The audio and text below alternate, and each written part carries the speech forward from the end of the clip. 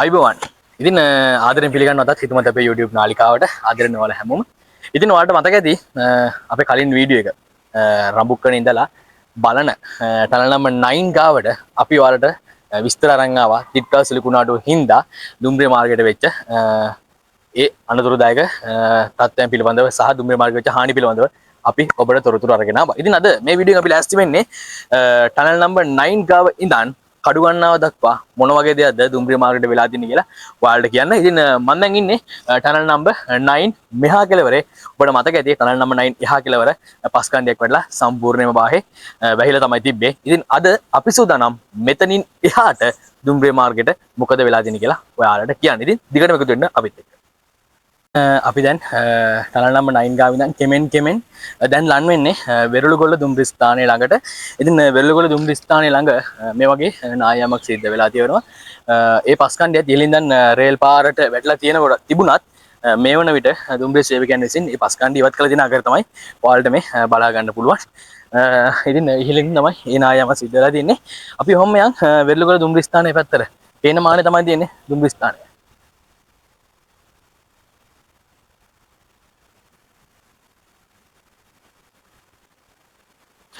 ඉතින් දැන් මං ඉන්නේ වෙරළුගොල්ල දුම්රිය ස්ථානට ආසන්නයේ තියෙන වෙරළුගොල්ල ග්‍රාමය හරහා යදින පටු මාර්ගයේ උඩ තමයි මේ වෙලාවේ මං ඉන්නේ. ඉතින් මාර්ගයේ උඩින් තමයි මේ විදිහට දුම්රිය මාර්ගය ගමන් කරන්නේ.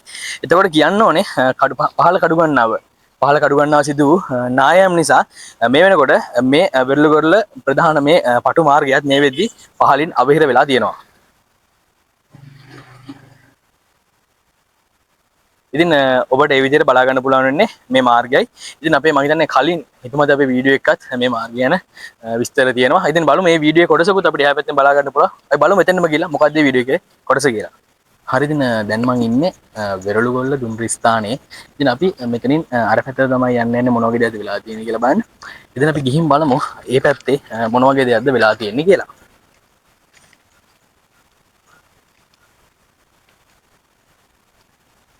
ඉතින් ගයිස් මේ පහලින් දුම්රිය මාර්ගයේ ගිලා බැසීමක් දක්නට ලැබෙනවා. දුම්රිය මාර්ගයෙන් පහලින් නායම තමයි සිද්ධ වෙලා තියෙන්නේ. ඉතින් ඔබට මතක ඇති බලන දුම්රිය ස්ථානයේ ආසන්නෙත් මේ වගේ විශාල නායමක් සිද්ධ වෙලා තිබ්බා.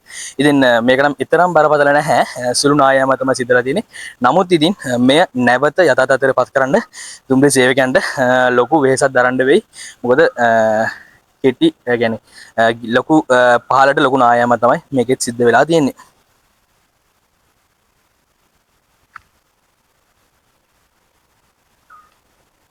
දැන් අපි ඉතින් බලමු ඉස්සරහට මොකද වෙලා තියෙන්නේ කියලා. කඩුගන්නාව දුම්රිය ස්ථානයේ දක්වා අපි යන්නට සූදානම්. ඔබට තොරතුරු අරගෙන ඒත් එක්කම මේ දුම්රිය ස්ථානයේ ආසන්නයෙන් ඉහළින් මේක නම් දුම්රිය මාර්ගයට හානියක් සිද්ධ වෙලා නැහැ. නමුත් ඉහළ තියෙන ගල් පර්වත පහලට රූරෑවින් දැවන්ත නායමක් සිද්ධ වෙලා තියෙනවා. මම හිතන්නේ පරිසර හානියක් පමණයි මේක සිද්ධ වෙන්නේ. නිවාස හානියක් නම් වෙලා කියලා ලොකුවට පේන්නේ නැහැ. පරිසරයට නම් බරපතල විදිහට හානි සිද්ධ වෙලා තියෙනවා. ඉහළින් ගල් පර්වත පහලට කඩහැලීම සිද්ධ වෙච්ච නායෑම. ඉතින් අපි අර පැත්තට යන් බලන්න මොකද දුම්රිය මාර්ගයට වෙලා තියෙන්නේ කියලා මේ දික්ටා සුළුකුණාට වෙච්ච ආපදා නිසා. ඉතින් වෙරළුගොල්ල දුම්රිය ස්ථානයේ පාස් කරලා එද්දි හම්බෙන්න පළවෙනි දුම්රිය උමග ටනල් නම්බර් 9 ළඟ තමයි මම දැන් ඉන්නේ. ඔබට මතකයිද අපේ කලින් වීඩියෝ එකක් තියෙනවා ආරුකුපහේ පාලම. ඉතින් මේ පාලම හා ආසන්නෙන් තියෙන උමන් මාර්ගය තමයි අපි දැන් බලන්න යන්නේ. ඉතින් ඈතින් නම් පේන්නේ උමන් මාර්ගය ආසන්නයේ පස් කණ්ඩියක් කඩාගෙන වැටලා තියෙන ආකාරයක්. අපි බලමු දුම්රිය උමන් මාර්ගයට මේ පස් කණ්ඩිය කඩා වැටීම කොයි වගේ බලපෑමක්ද සිද්ධ වෙලා තියෙන්නේ කියලා. පේන විදිහට නම් දුම්රිය උමන් මාර්ග පේන්නේ නැහැ. ලොකු පස් කණ්ඩියක් තමයි ඇවිල්ලා තියෙන්නේ. අපි ළඟට ගිහින් බලමු මොකද වෙලා තියෙන්නේ කියලා. ඉතින් මේ දුම්රිය මාර්ගය දිනකට දුම්රිය බොහෝ ප්‍රමාණයක් ගමන් කරපු දුම්රිය මාර්ගයක්. හැබැයි මේ ආපදා නිසා අද වෙද්දී දැන් දින 25ක් 30කට ආසන්න කාල සීමාවක් කිසිම දුම්රියක් මේ දුම්රිය මගේ ගමන් කිරීමට සිද්ධ වෙලා නැහැ. දිට්ටවා සුලිකුණාටුව දිට්ට ආපදා කරපු බරපතලම බලපෑමක් තමයි මේක ලංකාවේ ප්‍රවාහන සේවයට දින 21ක් 22ක් විතර යනවා දැන්. අපි බලමු. පේන විදිහට නම් දුම්රිය උමන් මාර්ග පේන්නේ නැහැ. අපි යන් උඩට ගිහින් බලමු මොකද වෙලා තියෙන්නේ කියලා. අප්පර සිරි වෙනවනේ. සම්පූර්ණයෙන් උඩ තියෙන පස් කණ්ඩිය කඩාම වෙලා තියෙන්නේ. අර එන්නකො ළඟ අම්මෝ. ලොකු පස් කණ්ඩිය කඩාම වෙලා තියෙන්නේ. තාම පුංචි වතුර පාරකුත් එනවා. අන්න ඉහළින් ආව බස් කණ්ඩි තමයි කඩාගෙන වැටලා තියෙන්නේ. දුම්රිය විමාන මාර්ගයේ මේ කඩනම් පේන්නෙම නැහැ. ඔබට පේනවා ඉහළින් ගල් පර්වත අතරින් ලොකු බස් කණ්ඩියක් කඩාගෙන වැටලා තියෙනවා. මේ ඔහොම පල්ලට තමයි බස් කණ්ඩිය කඩාගෙන ගිහින් තියෙන්නේ. පහළට මීටර් 100ක් විතර බස් කණ්ඩිය කඩාගෙන පහළට ගිහින් තියෙනවා. ඉතින් අපි උඩට ගිහින් බලමු. යන් උඩට මොකද වෙලා තියෙන්නේ කියලා. තාමත් පස් එරෙනවා මං හිතන්නේ. මොකද උඩින් ජල පාරක් ගලාගෙන එනවනේ. දැන් අපි යන්නේ උඩට ගිහින් බලමු දුම්රිය කට මොකද වෙලා තියෙන්නේ කියලා. කටේද මන්ද ඉන්නේ. ඔය පැත්තේ මොකද තත්ත්වේ? ඔව් අන්න දුම්රිය කටේ චූටි කොටසක් පේනවා. කට ආසන්නෙන් තමයි පස් කණ්ඩිය කඩ වෙලා. හැබැයි කට සම්පූර්ණ වගේ වැහිලා තියෙන්නේ.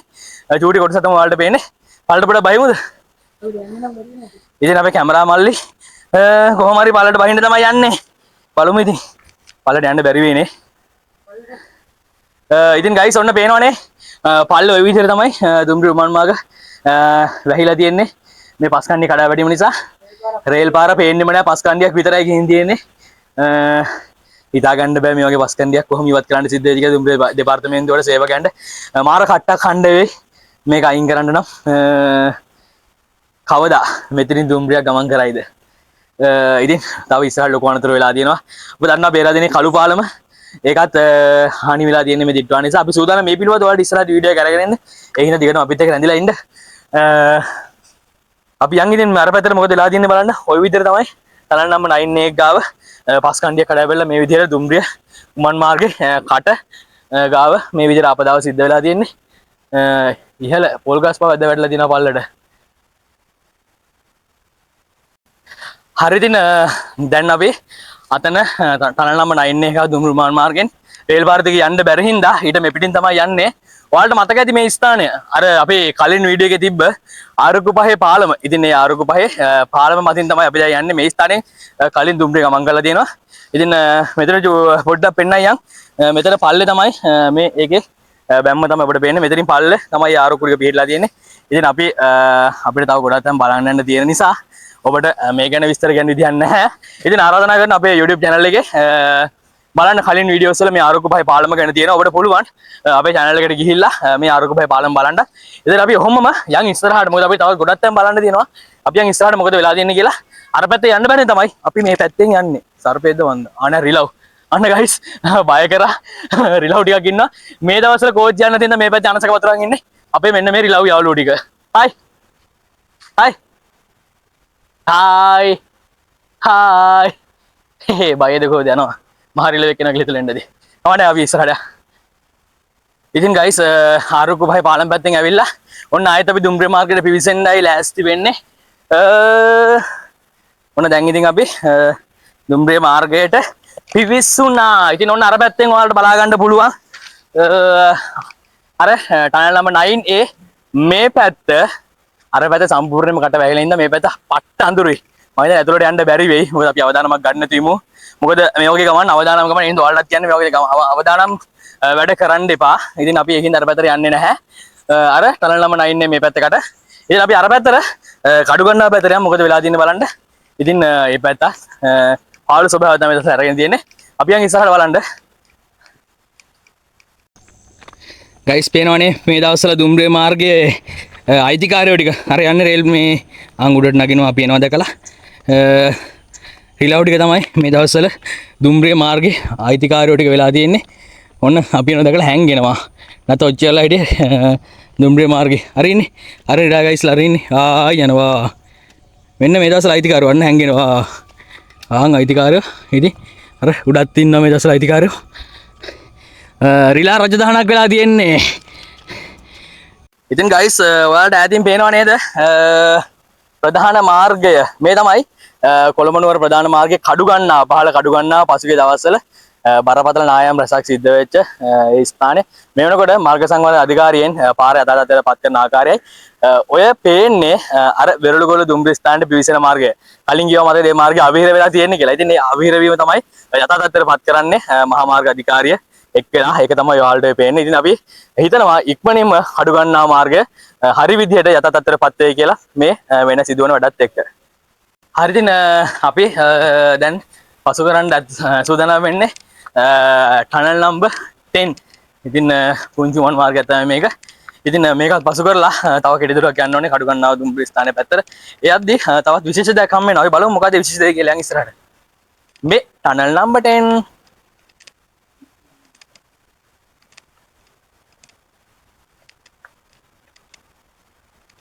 ආදරේ මගේ වස්තුවේ යයන් තජුට්ට. ඉතින් ගයිස් අර ටනල් නම්බර් 10 පාස් කළ මේ පැත්තේදී හම්බ වෙනවා කඩුගන්නාව දුම්රිය මාර්ගයේ හම්බ වෙන තවත් සුවිශේෂී තැනක්. මේ තමයි සිංහ කට. ඉතින් හැමෝම මේකට සිංහ කට කියන්නේ සිංහයාගේ කට වගේ මේ පිහිටීමක් නිසා. ඉතින් මෙතන සංචාරක ආකාශය දෙන ස්ථානය තමයි මේ සිංහ කට. ඉතින් අපි මේ සිංහ කටත් පාස් කළා තව ටිකක් අර පැත්තට යන්න ඕනේ කඩුගන්නාව දුම්රිය ස්ථානයේ පැත්තට. අපි යම් බලන්න මේ පැත්තේ මොකද වෙලා තියෙන්නේ කියලා. ඉතින් ගයිස් මෙන්න මේ ස්ථානයේ රේල් පාලෙන් පහළ නායමක් සිද්ධ වෙලා තියෙන ආකාරයක් අපිට පේනවා. රේල් පාර අයිනෙම තමයි මේ නායම සිද්ධ වෙලා තියෙන්නේ. ලොකු නායමක් මෙතනත් වෙලා තියෙනවා.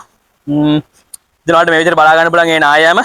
මම හිතන්නේ මේ පහලින් මේ රේල් පාර ඇතුලෙන් මෙහෙට මේ කඩාගෙන මෙහෙන් ඇතුලෙන් කඩාගෙන ගිහින් තියෙනවා. ඉතින් පහලෙන් කඩුගන්නාව පාර ප්‍රධාන මාර්ගය අපිට පේනවා. ඉතින් පොඩි පොඩි වාහන යනවා. ඉතින් මේ විදිහට තමයි මේ නායම සිද්ධලා තියෙන්නේ. ඉතින් දුම්රිය ගමන් කරන්න නම් අනිවාර්යයෙන්ම මේ ස්ථානයේ විසඳුමක් ලබා දිය යුතුමයි. එහෙම නැත්නම් මේ ස්ථානයේ දුම්රිය ගමන් කරන්න අමාරුයි. මොකද මෙතනින් පල්ලට මෙහෙට කඩාගෙන ගිහින් තියෙනවා ඇතුළට. ඔබට ලොකුට වෙන්නදී අපිට ඉතින් අවදානමක් ගන්න බැරි හින්දා පාරට තිබුණේ නැහැ. පහළට කඩාගෙන ගිහින් තියෙනවා. ඉතින් මේ තවත් එකතර ආපදාවක්. ඉතින් මේකත් යථාර්ථයට පත් කරන්න ලොකු කාලයක් ගන්න වෙයි. මම හිතන්නේ බැම්මක් වගේ යන්න වෙයි මේ ටිකට. මේ නායමත් පහළටම මම හිතන්නේ ප්‍රධාන මාර්ගයේ ආසන්නයට මේ නායම සිද්ධ වෙලා තියෙන පේන විදිහට.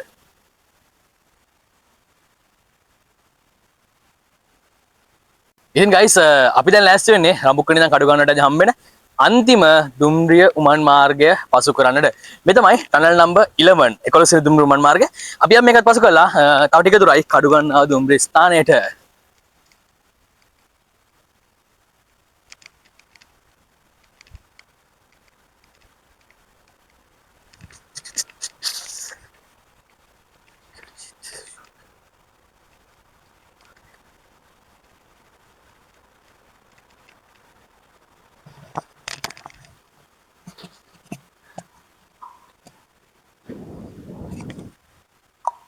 Ya, tadi guys.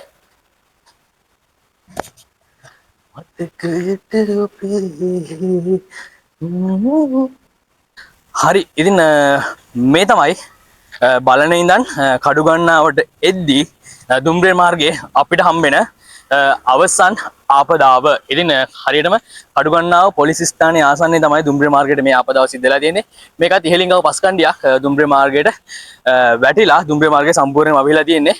අපි බලමු අර පැත්තෙන් දුම්රිය ස්ථානේ පේනවද නැද්ද යන වගේ.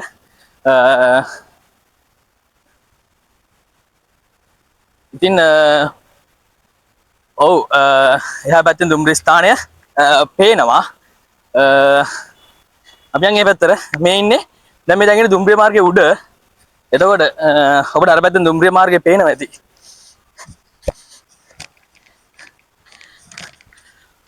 ඔව් අර එහා පැත්තෙන් පේන්නේ කඩුගන්නාව දුම්රිය ස්ථානය. ඉතින් අර ඈතින් ඔබට පේන්නේ කඩුගන්නාව දුම්රිය ස්ථානය. මේ තමයි රඹුක්කන ඉඳලා කඩුගන්නාවට එද්දී දිට්ටුවා නිසා දුම්රිය මාර්ගයට සිදුවෙච්ච අවසාන හානිය කඩුගන්නාව දුම්රිය ස්ථානයේ ආසන්නයේ සිද්ධ වෙච්ච හානිය තමයි ඔබට මේ බලා ගන්නට පුළුවන් වෙන්නේ.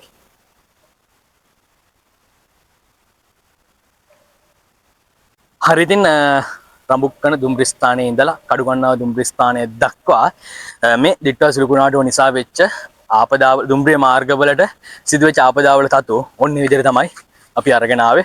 ඉතින් ඔබ මේ ආපදාව වෙන්න කලින් මේ උඩට දුම්රිය මාර්ගයේ රඹුක්කනේ දාන්න නුවර දෙසට දුම්රිය එන්න ඇති. එතකොට හරි අපූර්වට හරිත පැහැයෙන් මේ පාරවල් දෙපැත්ත ලස්සනට පේනවා.